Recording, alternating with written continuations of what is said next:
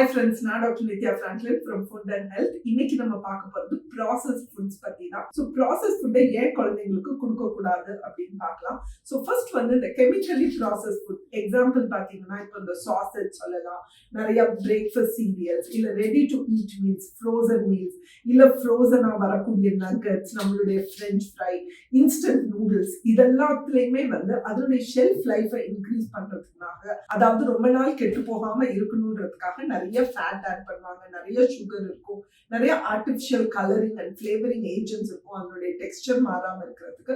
So இதனால என்னென்ன கெடுதி வரும் அப்படின்னு பார்த்தீங்கன்னா, ஃபர்ஸ்ட் விஷயம் நம்மளுடைய சுகர் லெவல்ல ரொம்பவே அது ஸ்பைக் பண்ணும், ஏன்னா அதுல ரிஃபைன் சுகர்ஸ் ரொம்ப ஜாஸ்தி. அடுத்த விஷயம் டிரான்ஸ் ஃபேட், அதாவது ஃபேட் ரொம்பவே ஜாஸ்தி இருக்கும்.